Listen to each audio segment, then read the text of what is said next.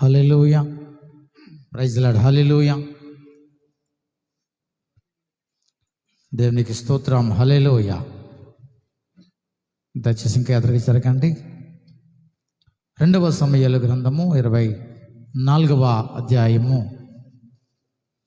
2వ సమూయేలు గ్రంథము 24వ అధ్యాయము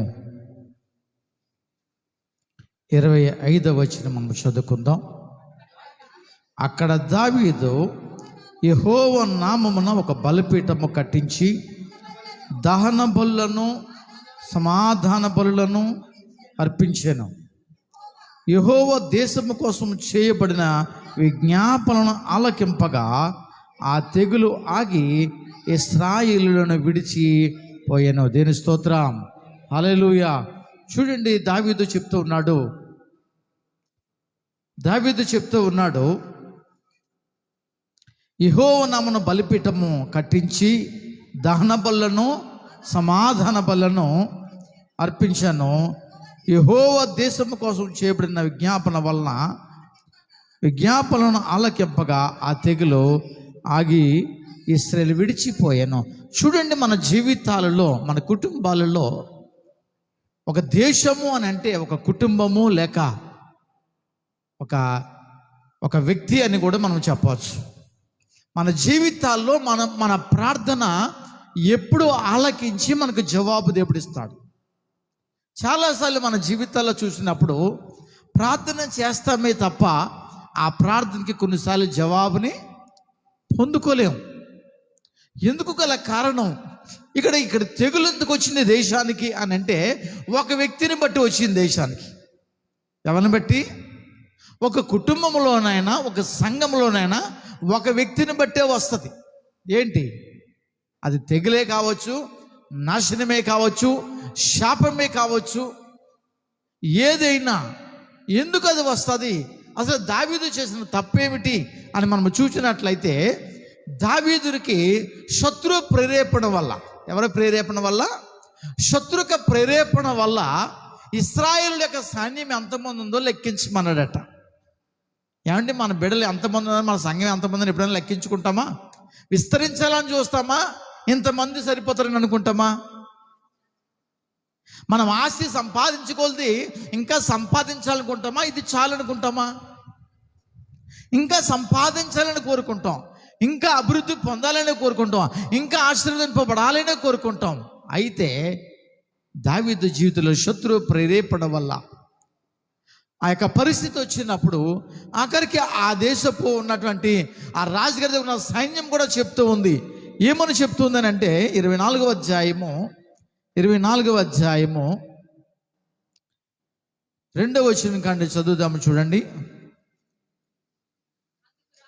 అందుకు రాజు సైన్యాధిపతిని యోవాబును పిలిచి, జనసంఖ్య ఎంత అయినది నాకు తెలియగలగదని గలదులందులకై దాను మొదలుకుని బెర్షెబా వరకు ఇశ్రాయేలు గోత్రములలో నువ్వు సంచారం చేసి వారిని లెక్కించుమని ఆజ్ఞయగా, యోవాబు జనుల సంఖ్య ఎంతయున్నను నా ఏలిన వాడకు రాజువగు నీవు బ్రతికి ఉండగానే దేవుడిని యెహోవా దాన్ని 100 ఎక్కువ చేయునుగాక అన్నాడు.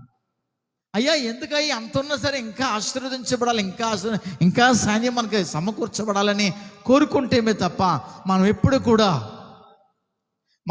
కూడా ఇంత సరిపోతుంది అని మేము ఎప్పుడు అనుకోం కదా. రాజుగారు ఎందుకండి ప్రేరేపణ అంటే, నేను రాజుని, నేను చెప్పిన మాట నువ్వు చేయవలసిందే అంటే అక్కడ ఆ రాజస్థానము దేవుడు ఇచ్చాడు అన్న సంగతి మర్చిపోయాడు రాజు. ఏం మర్చిపోయాడు? రాజులకు రాజు, ప్రభులకు ప్రభు అయినటువంటి దేవాది దేవుడు ఈ స్థానంలో నన్ను పెట్టాడు అన్న సంగతి మర్చిపోయాడు. నేనే రాజుని కదా అని అనుకున్నాడు. అలాగే నీ హృదయంలోనికి గర్వం వచ్చినప్పుడు, అలా నీ హృదయంలోనికి అతిశయం వచ్చినప్పుడు నీ ప్రార్థన అంగీకరించబడుతుందా? చెప్పండి. అంగీకరించబడదు. ఎందుకని అనంటే, ఒక దహన బలిని అర్పించాలన్నా, ఒక సమాధాన బలిని అర్పించాలన్నా ఖచ్చితంగా అది ఎలాగుండాలి అన్నాడంటే నిర్దోషమైనదిగా ఉండాలి. ఎలా ఉండాలి? నిర్దోషమైనదిగా ఉండాలి. అంటే నీ యొక్క ప్రార్థనా జీవితము, నీ యొక్క జీవితము ఎలా ఉండాలంటే దేవుని ఎదుట దోషము లేని దానిగా, అంటే మనలో పాపము లేని వారిగా, మనలో దోషము లేని వారిగా మనం ఎప్పుడైతే ఉండడం ప్రారంభిస్తామో అప్పుడు మాత్రమే మన ప్రార్థనకి జవాబు వస్తుంది. వెనకాల వస్తున్నారు వాళ్ళు, సరిపోలా? దేనికి స్తోత్రం. హల్లెలూయా, హల్లెలూయా. కనుక నీ నా జీవితాలలో నీవైనా నీ కుటుంబం అయినా దేవుని చేత దీవించబడాలి, దేవుని చేత ఆశీర్వదించబడాలంటే మనము శత్రువు యొక్క ఏ లక్షణం కూడా మనలో ఉండకూడదు. ఈ శత్రువుకున్న లక్షణం ఏంటంటే దేవుడు ఉన్నాడని నమ్ముతుంది కానీ దేవునికి లోపడదు. అలాగనే దావీదు కూడా తన జీవితంలో శత్రు ప్రేరేపణ చేత ఒకప్పుడు విధేయత కలిగిన వాడే, కానీ తనకు వచ్చినట్టు అధికారాన్ని బట్టి అతను నేను రాజుని కదా, నేను ఏది చెప్పినా ఇతరులు చేయవలసిందే అనేటువంటి పరిస్థితి వచ్చి అక్కడ సైన్యం అంతటిని కూడా లెక్క పెట్టమన్నాడట. ఇలా లెక్క పెట్టడం దేవునికి ఇష్టమో కాదు. కనుక ఏమి జరిగిందని అంటే వెంటనే ఒక గొప్ప తెగులు పుట్టింది. ఏం జరిగిందండి? ఆ గొప్ప తెగులు పుట్టి మొత్తం అందరూ చనిపోతూ ఉన్నారట. అప్పుడు మనకి ఎలాగ కరోనా వచ్చింది అలాగే చనిపోతున్నారు. మరి ఎవరి మీద పడుతుంది భారం అంతా? రాజుగారి మీద పడుతుంది. ఎన్ని పరిస్థితి అయినా రాజుగారి మీద పడుతుంది. అయితే తన జీవితంలో ఏటి ప్రభా ఈ పరిస్థితి అని చెప్పేసి ఈ జనులు ఏం చేశారయ్యా, నేను చేసింది తప్పు కనుక నేనే ఇది పడతాను ప్రభా అని అతను తెలుసుకుని దేవుని దగ్గరకు వచ్చి మాట్లాడుతున్నాడు. ఏమని మాట్లాడుతున్నాడు అని అంటే 17వ వచనం చదువుదాము చూడండి. దావీదు జనులను నాశనము చేసిన దూతను కనుగొని యెహోవాను ఇలాగా ప్రార్థించెను, చిత్తగించము, పాపము చేసిన వాడను నేనే. ఎంతమంది చచ్చిపోయారు అనుకుంటున్నారు? ఒకరు ఇద్దరు కాదు, 70,000 మంది. ఎంతమంది అండి? 70,000 మంది. 16వ వచనం చదివితే 15 వచనం మనకు చదివితే ఆ మాట తెలుస్తుంది. యెహోవా ఇశ్రాయేలు మీదకి తెగులు రప్పింపగా ఆ దినం ఉదయం మొదలుకొని సమాజ కూటమి వేళ వరకు అది జరుగుచుండను. అందుచేత దాని నుండి బెర్షెబా వరకు 70,000 మంది చచ్చిపోయారు. ఒకే రోజులో 70,000 మంది చనిపోయారు అంటే ఎలాగుంటుంది ప్రాంతం? ఎవరి వల్ల వచ్చింది ఉగ్రత? దేన్ని బట్టి ఆ పరిస్థితి వచ్చింది? ఈరోజు నీ నా జీవితంలో మనం ఎక్కడ ఉన్నాము అని అంటే చేలోలేమో పంట పండిపోయింది, కళ్ళములోకి వచ్చాం. ఎక్కడికి వచ్చాం? ఇప్పుడు కళ్ళములో ఉన్నాం. కళ్ళంలో జరిగే కార్యం ఏంటి చెప్పండి? కళ్ళంలో ఏం జరుగుతుంది? నూర్పు నూర్చబడి శ్రేష్టమనిదేదో, శ్రేష్టము కానిదేదో, గట్టి ధాన్యం ఏదో, పొల్లుగాలి ఏదో ఏర్పరచబడేటువంటి సమయము. కనుక ఈ రోజుని నీ ఆత్మను నువ్వు కాపాడకపోతే ఎవరు ఏమి చేయలేరు. ఏటయ్యా ప్రభువా, తప్పు చేసింది నేనే కనుక తండ్రి నాలో ఏదైనా ఉంటే నన్ను నా కుటుంబాన్ని శిక్షించి తప్ప ఈ యొక్క ప్రజలని నాశనము చేయొద్దు ప్రభువా అని అంటే దేవుడు ఒక అవకాశం ఇచ్చాడు. ఏంటి అవకాశం అని అంటే 17వ వచనం ఒకసారి చదువుతాం చూడండి. దావీదు జనుల వల్ల నాశనం చేసిన దూతను కనుకొని, నాశనం చేసిన దూతను కనుకొని యెహోవా ఇలాగా ప్రార్థించెను, చిత్తగించము, పాపము చేసిన వాడను నేనే, దుర్మార్గముగా ప్రవర్తించిన వాడను నేనే, గొర్రెల వంటి వీరేమి చేసిరి, నన్నును నా తండ్రిని నా తండ్రి ఇంటి వారిని శిక్షించము అంటాడు. ఈ మనసు ఎప్పుడు కలుగుతుంది మనకి? రాజుగారు బాగానే ఉన్నారుగా, సైన్యము బాగానే ఉన్నది, వారి కుటుంబీకులు బాగానే ఉన్నారు. ఎవరు చచ్చిపోతున్నారు? జనులు చచ్చిపోతున్నారు. జనులు చచ్చిపోతే నాకేంటి అనేటువంటి మనస్తత్వం దావీదుకు ఉందా? లేదు. అంటే దాని అర్థం ఏంటంటే నీవు నేను సరి లేకపోతే, మన కుటుంబముగా భార్య భర్తలు సరిగా లేకపోతే మొదట నాశనం అయ్యేది పిల్లలు. ఎవరండి? తల్లిదండ్రులు సరి లేకపోతే దాని ప్రభావం ఖచ్చితంగా ఎవరి మీద పడుతుంది? పిల్లల మీద పడుతుంది. కనుక వెంటనే అది గుర్తించినటువంటి దావీదు చెప్తున్నాడు, పాపము చేసిన వాడను నేనే, దుర్మార్గంగా ప్రవర్తించిన వాడను నేనే అని ఎప్పుడైతే తెలుసుకున్నాడో, ఎప్పుడైతే పశ్చాత్తాప పడడం నేర్చుకున్నాడో, తన జీవితంలో దేవుడు ఒక సూచన అనుగ్రహించి, ఇగో ఫలానా వ్యక్తి దగ్గరికి వెళ్ళి నువ్వు ఒక బలిపీఠము కట్టు అన్నాడు. ఎవరు కళ్ళము అని మనం చూసినట్లయితే చూడండి ఆ మాటను. 21వ వచనం చదువుదాము. ఈ మనుషులకు, దావీదు ఈ తెగులు మనుషులకు తగలకుండా నిలిచిపోవునట్లు యెహోవా నామమున ఒక బలిపీఠం కట్టుటకై నీ ఎదుగు ఈ కళ్ళము కొనవలని వచ్చితినని అనెను. అందుకు ఔరానా, నా ఏలిన వాడవగు నీవు చూచి ఏది నీకు అనుకూలమో దానిని తీసుకొని బలి అర్పించము, చిత్తగించము. దహన బలికి ఎడ్లున్నవి, నూర్చు కర్ర సామాన్లు కట్టెలుగా అక్కరకు వచ్చును.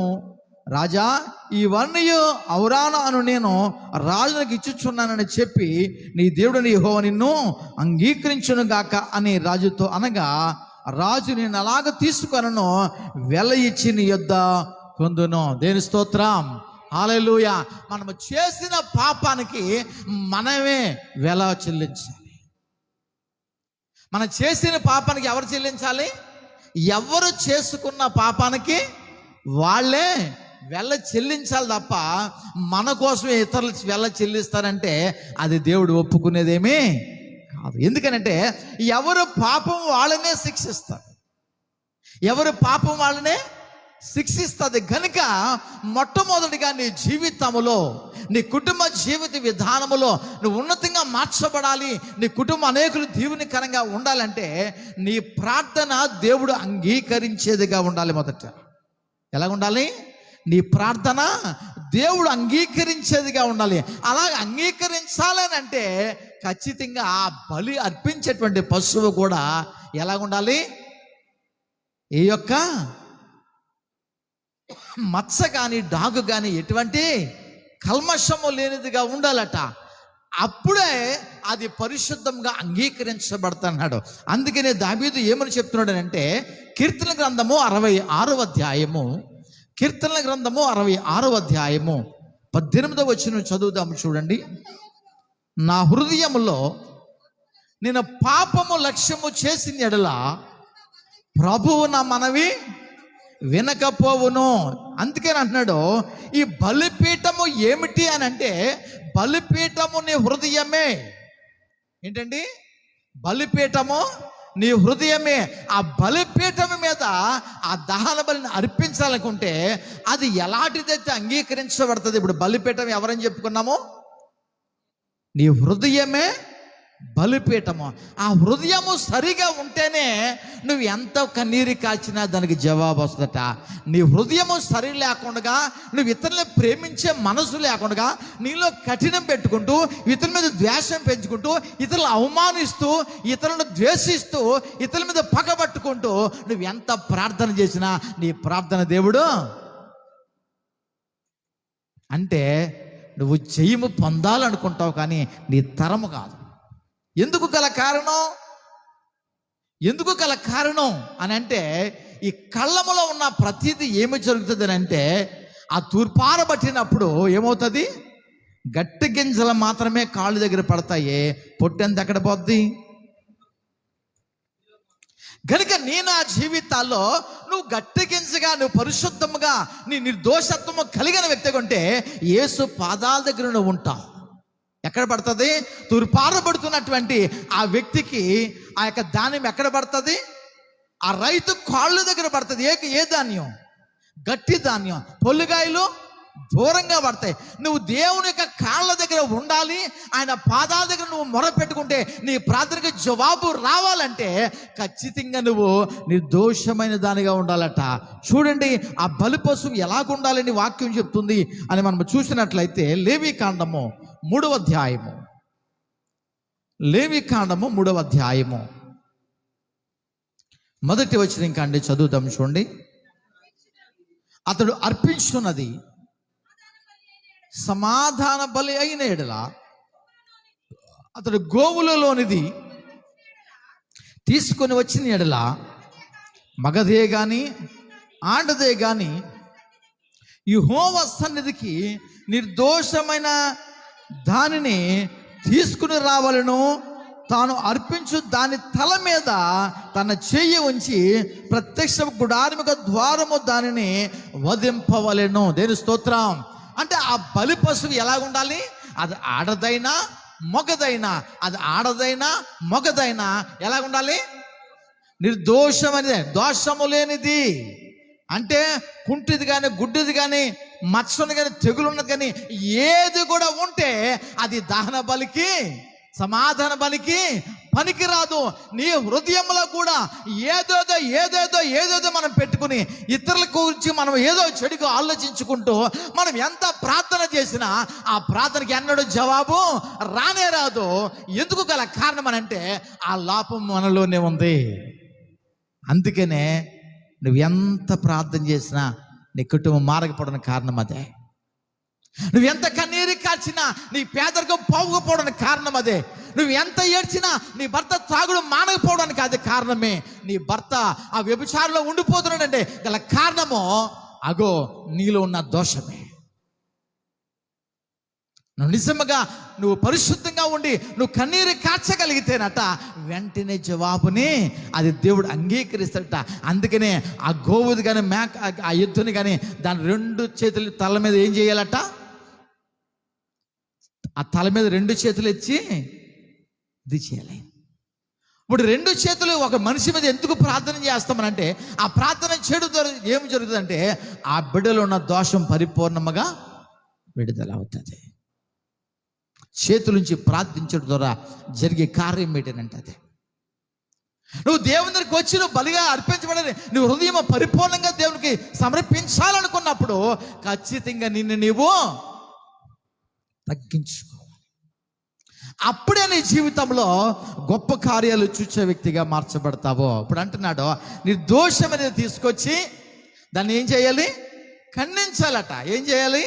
చదవండి ఆ మాటని.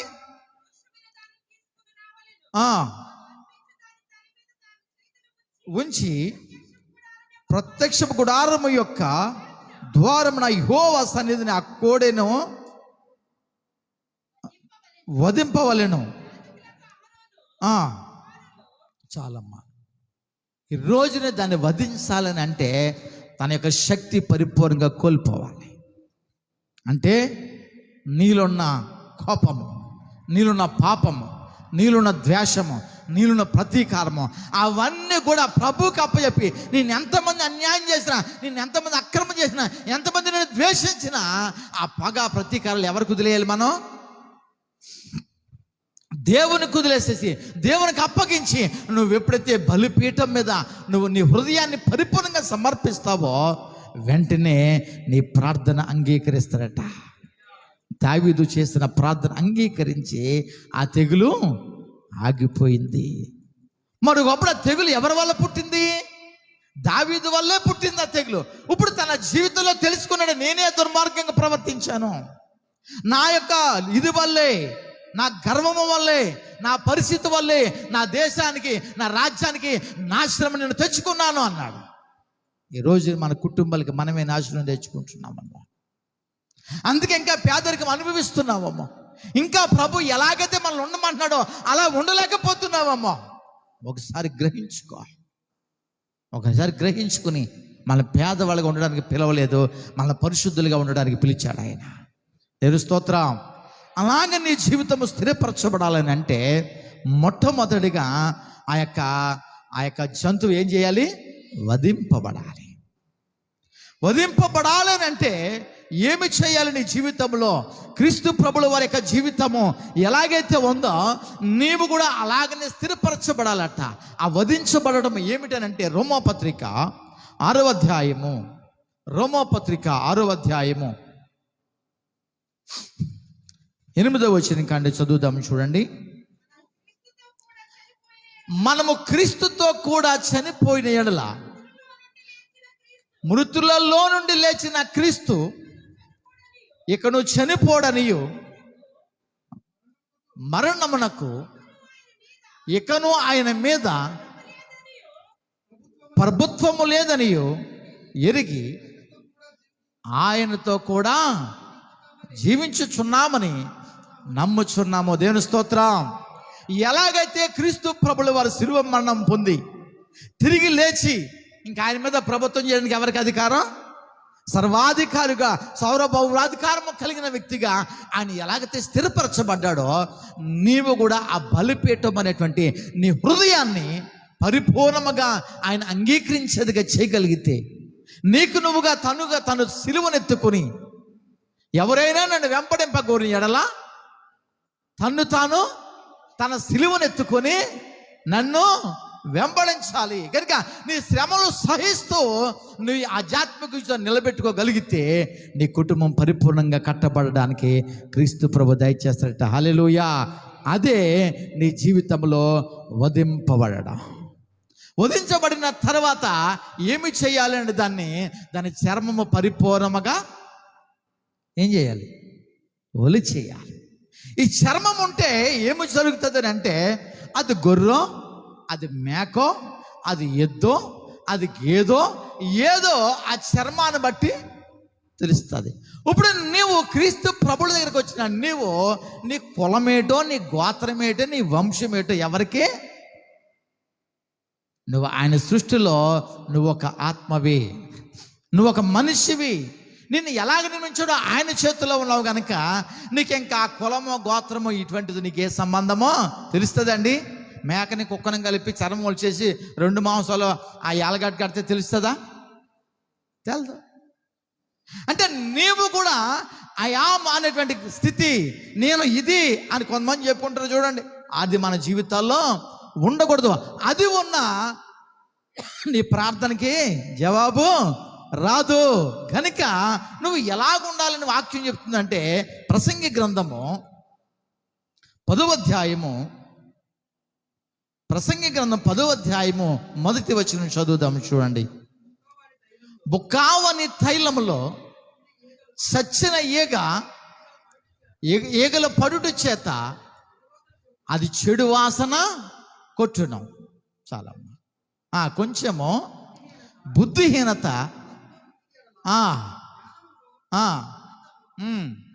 చూసారా అండి? ఎంత బుద్ధిహీనత, ఎంత కాదు ఎంతే. ఒక డబ్బాడు పాల్లో కూడా ఒక చిన్న డ్రాప్ చాలు, విషయం చిన్న డ్రాప్ చాలు. అలాగే నువ్వు ఎంత పరిశుద్ధంగా జీవిస్తావు అనుకున్నా నీలో ఉన్న ఆ చిన్న లోపం వల్ల నువ్వు తిరిగి కంపు కొడుతున్నావు. ఆ మనిషి మంచిదే కానండి, ఆ మనిషికి అనుమానం అండి. ఆ మనిషి మంచిదే కానండి, ఆ మనిషి అందరితో గొడవ ఆడుతుందండి. ఆ మనిషి మంచిదే కానండి, ఆ మనిషి అబద్ధాలు ఆడుతుందండి.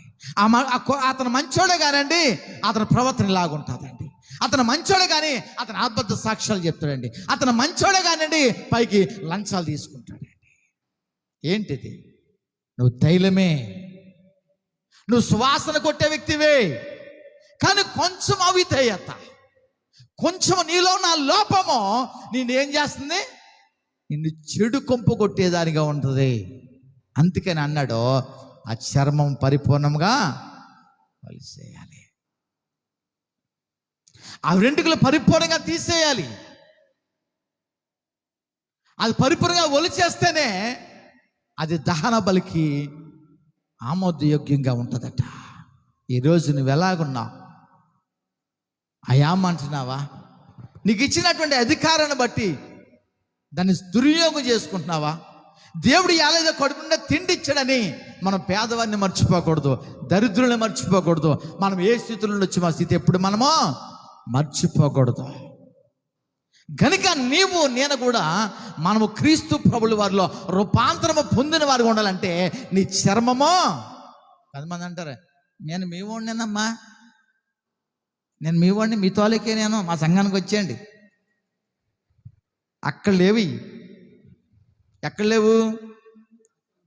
కులానికో దేవుడు అక్కడ లేడు, కులానికో సంఘం లేదు, కులానికో పరలోక రాజ్యం లేదు.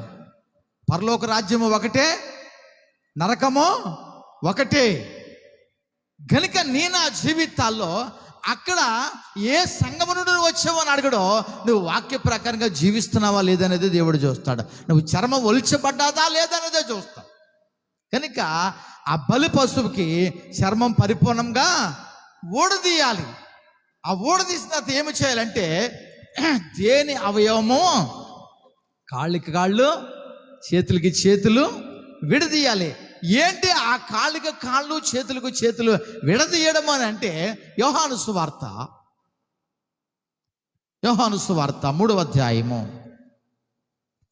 యోహాను సువార్త 3వ అధ్యాయము 30వ వచనం చదువుదాం. చూడండి.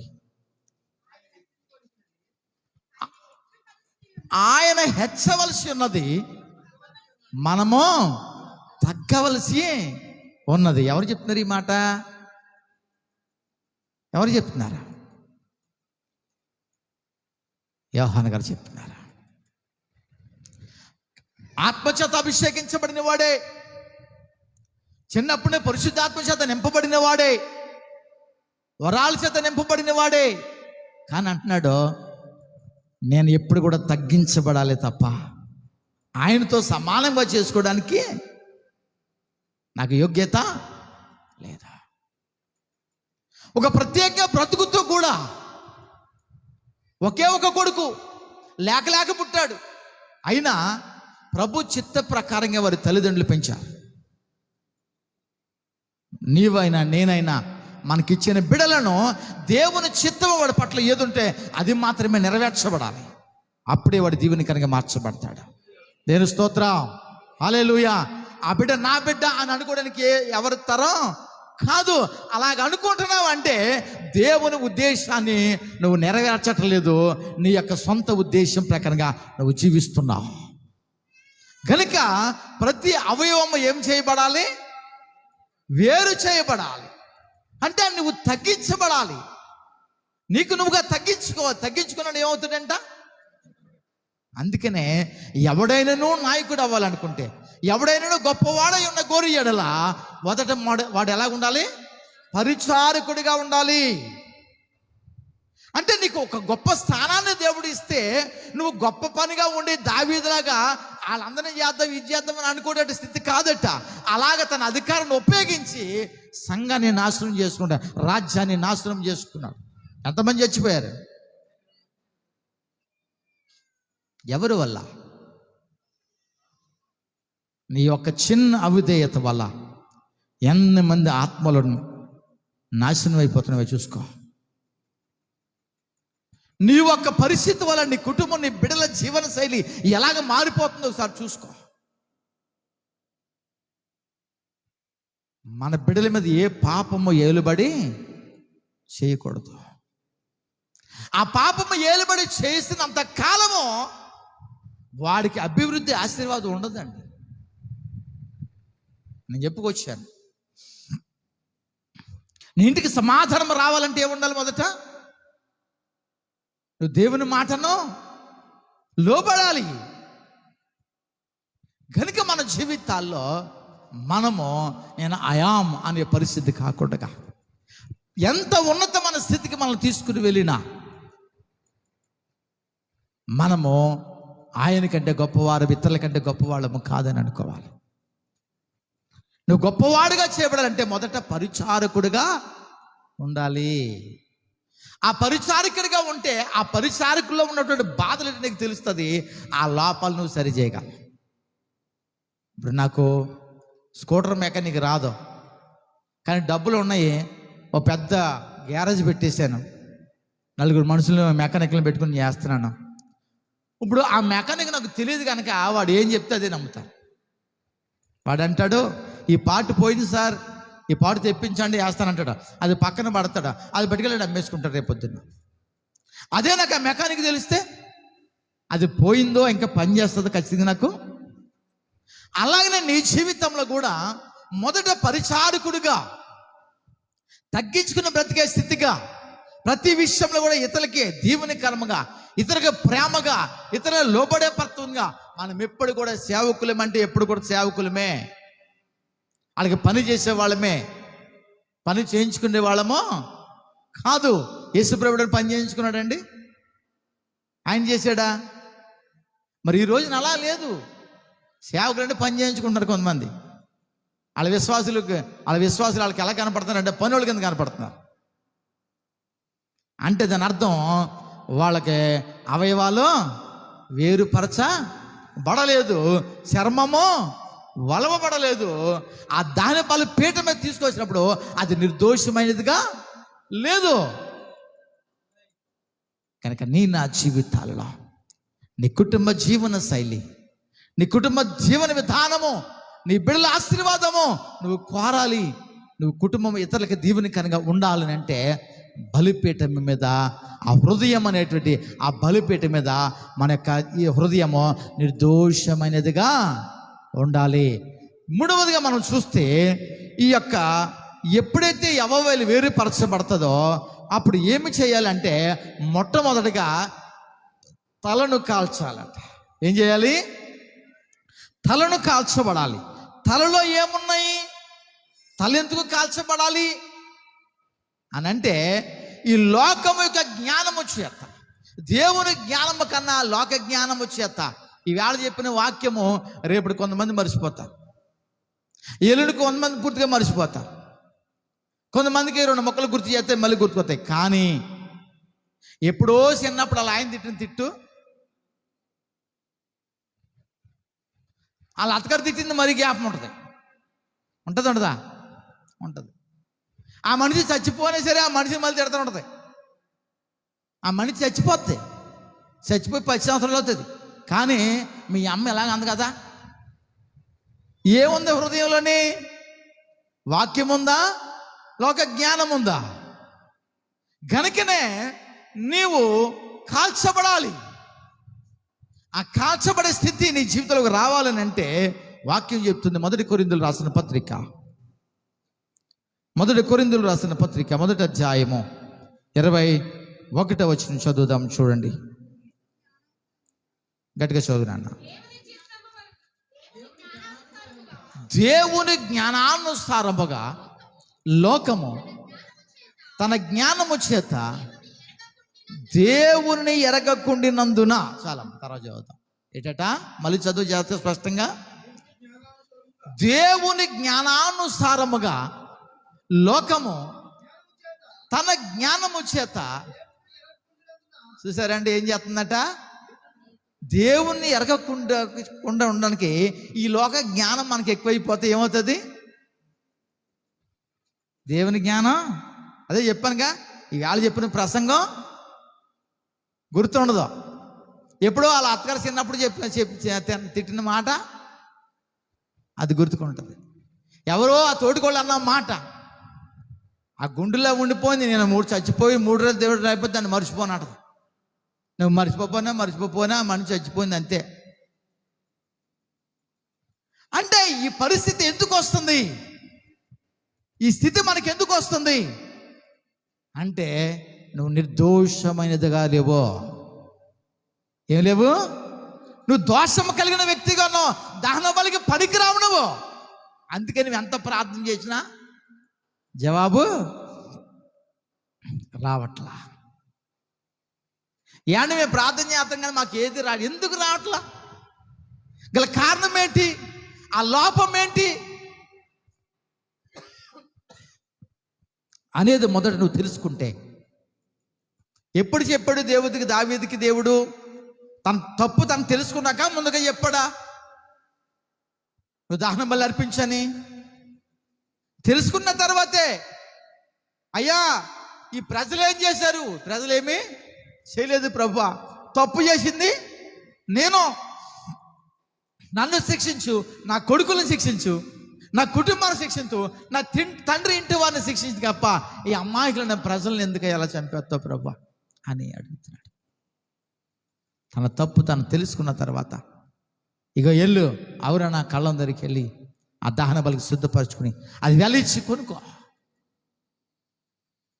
మనం వెల చెల్లించాలి, ప్రతిదానికి వెల చెల్లించాలి. మనం ఎవరో నా కోసం ప్రార్థన చేస్తారంటే సరిపోదు. ఎవరో ప్రార్థన చేస్తే వాళ్ళు ఆశీర్వదించబడతారు. వాళ్ళు దీవించబడతారు. ఇతరుల కోసం ప్రార్థన చేసిన యోబు అతను దీవించబడ్డాడు. ఇతరుల కోసం ప్రార్థన చేసిన దానియేలు దీవెనకరంగా మార్చబడ్డాడు. కనుక నీ కోసం నువ్వు ప్రార్థించుకుని, నీలో ఉన్న లోపాన్ని సరి చేసుకుని ఎప్పుడైతే నువ్వు ప్రార్థించడం ప్రారంభిస్తావో శత్రు బలమంతటిపై అధికారం కలిగిన వ్యక్తిగా స్థిరపరుస్తాడా. అప్పుడు నీకు తెలియకుండానే నీకున్న ఇరుకు మార్గం అంతా కూడా విశాలంగా మార్చబడుతుంది. గనుక ఈ లోక జ్ఞానము చేత నింపబడిన నీవు దేవుని జ్ఞానాన్ని నిరార్థకము చేస్తున్నావో. అందుకనే చూడండి, చాలా మంది ప్రతి వారం గుడికి వస్తారు, ప్రతి వారం వాక్యం వింటారు, ప్రతి వారం ప్రతి వాటిలో కూడా వాళ్ళు పాలు పొందుతారు. కానీ కొన్ని సందర్భాలు వచ్చినప్పుడు వాళ్ళంతా బయటపడతారు. ఏంటది? పెళ్ళిళ్ళలో కానీ, మెచ్యూర్ ఫంక్షన్స్లో కానీ, గృహప్రవేశాల్లో కానీ ఇవన్నీ బయటికి వస్తూ ఉంటాయి. మనం చెప్పానుగా, మన గృహప్రవేశానికి వెళ్ళాను, అక్కడ మూట అట్టు తిరుగుతున్నాడు, ధాన్యం మూట అట్టు తిరుగుతున్నాడు. ఆ ధాన్యం అంతా ఆ గదిలోనే పోతున్నాడు. మరి ఆ తులసి పారబోసుకుంటాడా? కూడా అలా ఉంచేసుకుంటాడా? పోసుకోమని ఎవడు చెప్పాడు? పారబోసుకోమని ఎవడు చెప్పాడు? అంటే ఎవడో చెప్పాడు వీడికి, ఒరే ఇంట్లో ధాన్యం అందరూ తొక్కెళ్ళారనుకో, ఎప్పుడు మీ ఇంట్లో ధాన్యం మరి ఉంచేసుకోవచ్చు కదా. అలాగా సీమలాడైతే గుడేస్తాయి కూడా అండి. లోక జ్ఞానము, ఈ లోక జ్ఞానము మనిషిని ఏం చేస్తుంది? దేవుని జ్ఞానాన్ని తెలుసుకోకుండా చేసేస్తుంది. మరి దేవుని జ్ఞానము లేకుండా నువ్వు పరిశుద్ధులు ఎలాగా మార్చబడతావు? హృదయంలో పాపం లక్ష్యము చేసినాడులా ప్రభువు నా ప్రార్థన ఆలకించడం. కనుక నీ జీవితంలో, నా జీవితంలో అందుకని అంటున్నాడు, ఎవరైనా సరే ఆత్మచేత నింపబడాలని అంటే, ఆ అభిషేకం చేత నింపబడాలంటే, పరిశుద్ధాత్మదేవుడు నీలో నివాసము చేయాలంటే నీ హృదయము సరిగా ఉండాలి అన్నాడు. ఎలా ఉండాలి?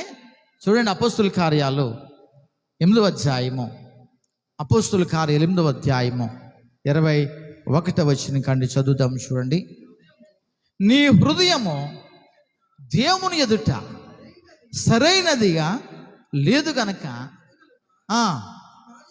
ఈ కార్యమందు నీకు పాలు పంపులు లేవు. దేంట్లో పాలు పంపులు లేవు?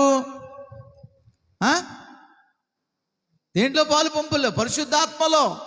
అయ్యా ఇగో అనేకులు పరిశుద్ధాత్మను పొందుకుంటున్నారు కదా, నాకు కూడా ఆ అభిషేకం వచ్చేలా చేయండి అయ్యా అని చెప్పేసి అంటుంటే వాళ్ళు అంటున్నారు, ఇగో ఒకవేళ నాకేం ఉత్తిన అక్కర్లా, నేను డబ్బులు ఇస్తాను, కానుకిస్తాను, నీకు కానుకిస్తాను, నీ కానుకిస్తాను కనుక నేను అలా చేసేటట్టు ఎవడి మీదనే చెయ్యేస్తే వాడికి ఆ అభిషేకం వచ్చేయాలి. అప్పుడు ఏం చేస్తాడు? మా వాడు రేట్ ఆడతాడు, కూడా రేట్ ఆడతాడు. మరి అక్కడ నుండి ఆ రేట్ ఎట్టి ఇగో ఇక్కడికి ఎంత, వాళ్ళకి ఎంత అనమాట, అక్కడ నుండి దేవుని వరాన్నే అమ్ముకోవాలని. ఇప్పుడు తన హృదయం ఎలాగుంది? దేవుని అభిషేకం చేత అనేక పాపము నుండి ప్రజలను విడిపించాలని కాదు, దాని ద్వారా కూడా ముందర వ్యాపారం చేద్దామని. ముందర వ్యాపారం చేశాడు కనుక ఇంకా కొద్ది హై లెవెల్లో వ్యాపారం చేద్దామని. హృదయము సరిగా లేదు గనక దీంట్లో పాలు పంపులు. నువ్వెన్ని సంవత్సరాలు గుడికి వచ్చినా, నువ్వెన్ని సంవత్సరాలు దేవునికి సన్నిధిలో కన్నీరు గార్చినా, నీ ప్రార్థనకి జవాబు రాకపోవడానికి కారణము నీవే, నీ లోపమే. ఆ లోపం ఏంటో నువ్వు అడిగితే పరిశుద్ధాత్మదేవుడు నీకు ఖచ్చితంగా తెలియపరుస్తాడు. అడిగాడు ఇక్కడ, అయ్యా ఎవరితో కాదు దోషము, నాదే దోషం. ఆ యొక్క నా మీద మంత్రి గారు చెప్తూనే ఉన్నాడు, యోవాబు చెప్తూనే ఉన్నాడు, అయ్యా దేవుడి చిన్న బిడ్డలు ఎంతమంది అయితే ఎంతమంది నూరైనా మనకు తక్కువేం కాదు కదా, మనలో ఎక్కటికోవాల్సిన పనే ఉందయ్యా అని చెప్పాడు. అయినా రాజుగారి మాట వినవలసిందే అనేటువంటి అహము నా జీవితంలోకి వచ్చి, అది శత్రు ప్రేరేపణ చేత నా మాటే నగ్గాలి, నేను అనుకున్నదే జరగాలి అనే తత్వము చేత రాజ్యానికి నాశనము తెచ్చుకున్నాడు. అది తెలుసుకున్న తర్వాత తన జీవితాన్ని పశ్చాత్తాపడి తన హృదయంలో పరిపూర్ణత కలిగిన తర్వాత ఎలాగ బలి అర్పించాలో, ఎక్కడ అర్పించాలో దేవుడు తెలియపరిచాడు కనుకనే ఆ ప్రాంతం అనడాను ఔరానా అనేటువంటి కళ్ళం అనడ. ఔరానా అన్న మాటకు అర్థం ఏంటంటే సంతోషంతో కేకలు వేయుట. దేని స్తోత్ర, హల్లెలూయా. నువ్వు సంతోషంతో ఎప్పుడు కేకలేస్తావు? నువ్వు ఆనందంతో ఎప్పుడు కేకలేస్తావు? అద్భుతము చూసిన తర్వాత, ఆశ్చర్యకార్యము చూసిన తర్వాత, నీ ప్రార్థనకి జవాబు వచ్చిన తర్వాత నువ్వు కేకలు పెట్టగలవు. కానీ అంతవరకు కూడా నువ్వు కేకలు పెట్టలేవు. నీ జీవితంలో సంతోషం అనేదే ఉండదు. ఆ సంతోషం నీ జీవితంలో రావాలని అంటే ఔరానా కళ్ళం దగ్గరికి వెళ్ళి మనం బలి అర్పించాలి. అలా అర్పించబడాలనుకుంటే ఒకటి తల ఖండించబడాలి, రెండోది చర్మము వలబడాలి, మూడవది కాళ్ళు చేతులు వేడి దానికి వేరుపరచబడాలి, నాలుగవదిగా తల కాల్చబడాలి. ఏంటి తల కాల్చబడమని అంటే, మనం చెప్పుకున్నాము ఈ లోక జ్ఞానము చేత దేవుని జ్ఞానం ఏమైపోతుంది? నిరాధకం అయిపోతుంది. కనుక ఆ యొక్క స్థితిని మనము తలను కాల్స్తే మన తలలో ఉన్నటువంటి ప్రతి లోక సంబంధమని కూడా కాలిపోయి ఆత్మచేతను నింపబడడానికి. అదే అంటాడు యెషయా గ్రంథము 47వ అధ్యాయము 10వ వచనం చదువుదాము. చూడండి, యెషయా గ్రంథము. నీ చెడుతనము నీవు ఆధారము చేసుకొని ఎవడు నన్ను చూడడని నువ్వు అనుకుంటివి, లేరని నీ జ్ఞానమును చూసారు. ఏంటట? చదువుకున్న చదువు ఉన్న తెలివితేటల మనిషిని ఏం చేసింది? అది మాట. నీకు ఎంత జ్ఞానమైనా ఉండొచ్చు, ఎంతమందిని కింద మీద పెట్టచ్చు, నీ తెలివితేటల చేత ఎంతోమందిని బురుడి కొట్టించవచ్చు, కానీ అది నీకు ఏ ఆశీర్వాదం తెచ్చి పెట్టదా. అది విద్య, అది జ్ఞానము. ఏ జ్ఞానం ఉండాలి? దేవుని జ్ఞానం ఉండాలి. ఈ లోక జ్ఞానం ఎందుకు మనకి? ఈ లోక జ్ఞానం వల్ల నీ కుటుంబమైన ఆశీర్వదించబడుతుంది అంటే ఏమీ ఆశీర్వదించబడదు. జాగ్రత్త. అందుకని అంటున్నాడు నీ తల కాల్చబడాలి. నాలుగవదిగా మనం చూస్తే నీ కొవ్వును దహించబడాలి అన్నాడు. ఏం చేయాలి? ఆ చర్మం మీద ఉన్నటువంటి కొవ్వు అంతా ఏం చేయాలి? దహన బలిపీఠం మీద కాల్చబడాలి. ఇది దేనికి సూచన అని అంటే, కొవ్వు గర్వానికి సూచన. దేనికి? గర్వానికి సూచన. అందుకని అన్నాడు దినవృత్తాంతాల గ్రంథము 2వ దినవృత్తాంతాల గ్రంథము 7వ అధ్యాయము 14వ వచనం చదువుదాం. చూడండి, నా పేరు పెట్టబడిన నా జనులు తమ్మును తాము తగ్గించుకొని ప్రార్థన చేసి నన్ను వెతికి తమ చెడు మార్గమును విడిచిన ఎడల ఆకాశము నుండి వారి ప్రార్థన విని వారి పాపములను క్షమించి దేవుని స్తోత్రం. ఆ దేశం అంటే ఎవరు? మనమే. నా పేరు పెట్టబడిన జనులు తమ్మును తాము తగ్గించుకొని, అంటే తగ్గించుకోవడం అంటే అర్థం ఏంటి అని అంటే, నువ్వు గొప్పోడి దగ్గరికి వెళ్ళి చేతులకి అర్థం కాదు, తగ్గించుకోవడం కాదు. నీకంటే ఏమి లేని దగ్గరికి వెళ్ళి నువ్వు తగ్గించుకోవాలి. అది తగ్గించుకోవడం అంటే. అంతేగా మన సీఎం గారి దగ్గరికి ఇలాగ ఉంటాం ఏంటి? కలెక్టర్ దగ్గరికి వెళ్ళి ఇలాగ ఉంటాం ఏంటి? చేతులు కడతాం. కలెక్టర్ దగ్గర కాదు, నువ్వు ప్యూన్ దగ్గరికి వెళ్ళి కూడా సార్ ఇలాగ మీ పని మీద వచ్చానని చెప్పడమే తగ్గించుకోవడం. తగ్గించుకోవడం అని అంటే ఇతరుల దగ్గర నటించడం కాదు. గనుక నా పేరు పెట్టబడిన జనులు, నా బిడ్డలు ఎప్పుడు కూడా నేను ఎలాగ తగ్గించుకున్నానో అలాగనే మీరు కూడా తగ్గించుకోగలిగితే అప్పుడు మీ ప్రార్థనకే జవాబు నేను ఇస్తాను. కనుక ఇన్ని రకాలైనటువంటి పరిస్థితులను ఎదుర్కొంటూ వీటిలో ఏ లోపము నీ జీవితాల్లో ఉన్నా నీ ప్రార్థనకి, అందుకని నీ ప్రార్థనకి ఇంట్రెస్ట్ ఉండదు. కొంతమందికి పాటలు పాడమంటే తెల్లవారులు పాడతారు, వాక్యం వినమంటే తెల్లవారులే వింటారు. కానీ నువ్వు పావుగంట ప్రార్థన చేయమంటే మాత్రం నిద్ర వచ్చేస్తుందండి బాబు, ఏ కళ్ళు వచ్చేస్తున్నాయి మాకు, ఇలాగా కళ్ళు మూవి బతికి ఏదేదో వచ్చేస్తుంది. ఎందుకు వచ్చేస్తుంది? ఎందుకు వచ్చేస్తుంది?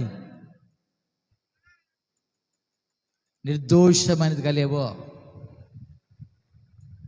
దహన బలి మీదకి అర్పించడానికి యోగ్యమైన దానిగా నువ్వు ఇంకా లేవు కనుకనే అది ఇంపైన సువాసన కొడతలే, చెడు కొంపు కొడుతుంది. మనలో ఉన్నటువంటి ప్రతి దాన్ని, మనలో ఉన్న ప్రతి దాన్ని కూడా మనం తొలగించుకోకపోతే మనకు పరలోక రాజ్యం లేదు. కళ్ళంలోకి వచ్చిన తర్వాత అయ్యా మళ్ళీ నేను చేయలోకి వెళ్ళి పండు వస్తానంటానికి ఏముందా వీళ్ళు?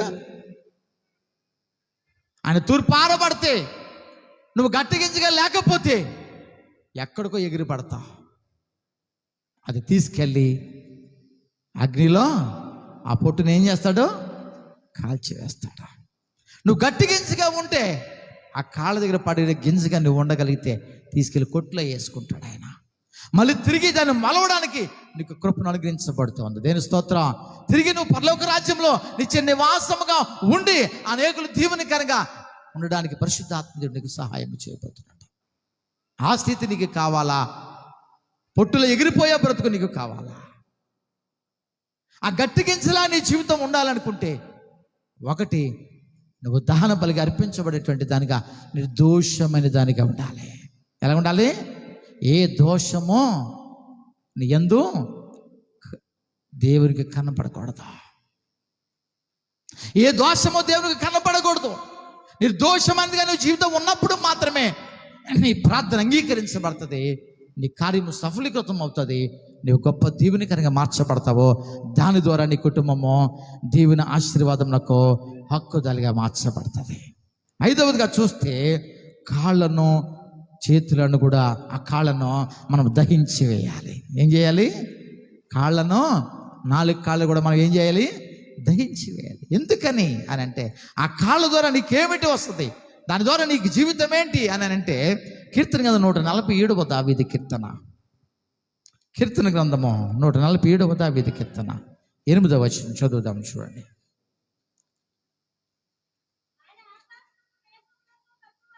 అమ్మ ఒకసారి ఉంటా. గుర్రముల బలము యందు 147వ దావీదు కీర్తన ఎంత నాన్న? 10, క్షమించండి, 10వ వచనం. గుర్రముల బలమునందు ఆయన సంతోషించడు, నరుల కాలు సత్తువు యందు ఆయన ఆనందింపడు.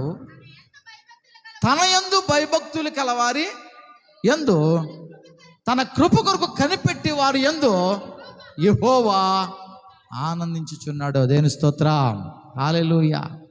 కనుక నాకు అంత బలం ఉందో, నాకు శక్తి ఉందంటే నీ బలం ఒక వ్యక్తిని పరలోక రాజ్యం తీసుకెళ్తాం. నీకు ఇన్ని సంవత్సరాలు నేను బ్రతుకుతాను, నాకు బాగా కాలంలోనే అనుకుంటే ఆ రేపు ఆటలో వచ్చి చచ్చిపోతాడు, ఎవరికి తెలియదు. నాకు ఇంకా బలం ఉంది, ఇంకా లోకానుసరిగా నేను తిరుగుతాను, నాకు నచ్చినట్టు జీవిస్తాను, నాకు నోరుంది, ఇష్టమైన మాట్లాడతానంటే అది ఎప్పుడు ఆగిపోద్ది ఎవరికి తెలియదు. నరుల కాలు సత్తువు యందు ఆయన, గుర్రముల బలము యందు ఆనందించేవాడు కాదు. ఆయన ఆ గుర్రాలు ఉన్నంత మాత్రాన ఆ రాజుకి విజయం వస్తుంది అన్న గ్యారంటీ ఏమీ లేదు. అది దేవుడే ఇవ్వాలి. కనుక నీవు ఇలాగ బ్రతుకుతున్నావు, నేను ఇలాగ బ్రతుకుతున్నానంటే అది కేవలమైన కృప మాత్రమే. కనుక మనలో ఏదైనా రావచ్చు, కానీ గర్వము అనేది మన జీవితాలకు వచ్చిన, నేనే అయాము అనేటువంటి స్థితి నీ జీవితాలకు వచ్చిన, దానివలన దావీదు కుటుంబానికి పతనం వచ్చి 70,000 మంది చనిపోవడానికి కారుకునేటువంటి దావీదు తన్ను తాను తెలుసుకుని పశ్చాత్తాపపడి మళ్ళీ తిరిగి ఆ బలిపీఠంను ఎలాగ కట్టుకోవాలో తను చేసిన తర్వాత ఆ ప్రార్థన పరిపూర్ణంగా అంగీకరింపబడదట. హల్లెలూయా, హల్లెలూయా. హెబ్రీయులు రాసిన పత్రిక 3వ అధ్యాయము, హెబ్రీయులు రాసిన పత్రిక 3వ అధ్యాయము 10వ వచనం చదువుతాం. చూడండి. కావున ఆ తరము వారి వలన విసికి తప్పిపోవచ్చున్నారు, నా మార్గములను తెలుసుకొనలేదు గనుక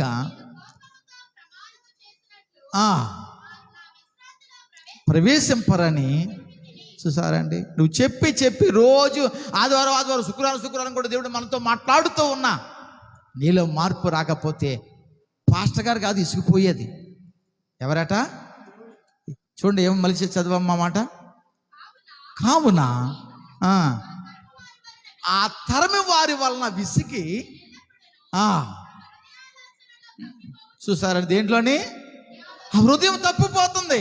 పాస్టర్కి ఏందో అలా చెప్తాడు, అలా చెప్తే కదా అని కానుకలు వస్తాయి, అలా చెప్తే కదా మనం దశమాగ మనమే కదా పెంచుతున్నాం ఆయన్ని, కానీ ఆయన అలాగే చెప్పాలి, ఆయన పని అది అనుకుని నీకు నచ్చిన నువ్వు జీవిస్తే నేను కాదట విసిగిపోయేది. నేనేమి చేయలేను, దేవునికి అప్పచెప్తాను. కానీ దేవుడు ఏం చేస్తున్నాడో విసిగిపోయాడట. ఈ తరం వల్ల విసిగిపోయి ఇంక మీరు నా విశ్రాంతిలో ప్రవేశించరు అని అంటే, ఆ తరంలో ఎవరు ప్రవేశించలేదో ఇద్దరు ప్రవేశించారు. ఎవరు అని అంటే యెహోషువ, కాలేబు. ఎందుకు ప్రవేశించారంటే మేము వారిని జయించగలము అనే వాళ్ళకి విశ్వాసం వచ్చింది. ఈరోజు శత్రువుని జయించగలను అనే విశ్వాసం నీ జీవితంలోకి వస్తే నీకు నువ్వు కూడా తగ్గించుకొని ప్రతి విషయంలో దేవునికి లోబడి శత్రువుని ఎదిరించే శక్తిమంతుడిగా మార్చబడతావు. ఈ లోక జ్ఞానం ఉపయోగించు, దేవుని జ్ఞానం చేత నింపబడి ఎలాగ నీ ప్రార్థన ద్వారా గొప్ప కార్యాలు చూడాలని తెలుసుకునే శక్తిమంతుడిగా మార్చబడని దేవుడు కృపణిస్తాడు. కనుక నీ జీవితంలో మొదట ఖండించబడాలి, రెండవది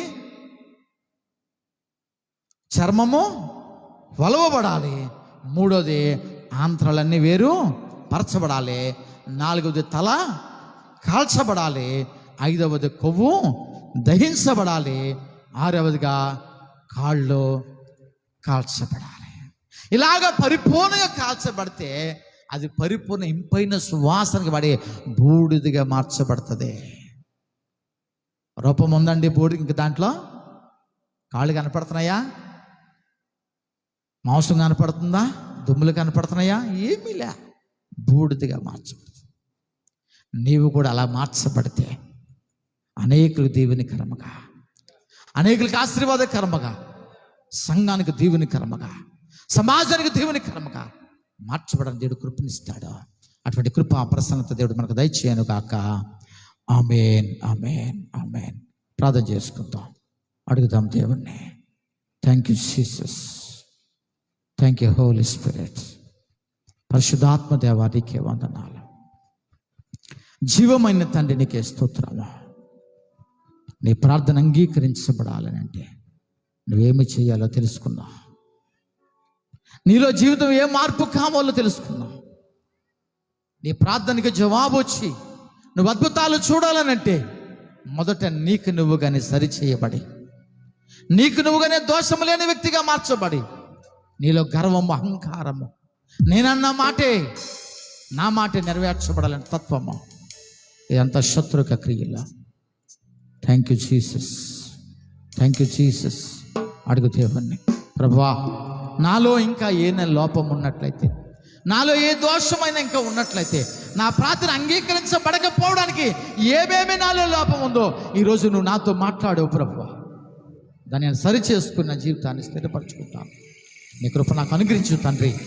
అని ప్రార్థించగలిగితే అద్భుతాలు, గొప్ప ఆశ్చర్య కార్యాలు చూడడానికి పరిశుద్ధాత్మదేవుడు నీకు సహాయం చేయనుగాక. మహాపరిశుద్ధుడా, జీవము గల తండ్రి, నీ గొప్ప నామానికై స్తోత్రాలు ప్రభువా.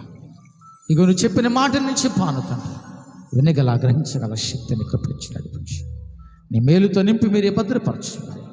నీ చాదరణ దీవుని ఆశీర్వాదం నడిపి స్థిరపరచు. యేసు నామమున నడుచు మా తండ్రి. ఆమేన్, ఆమేన్, ఆమేన్.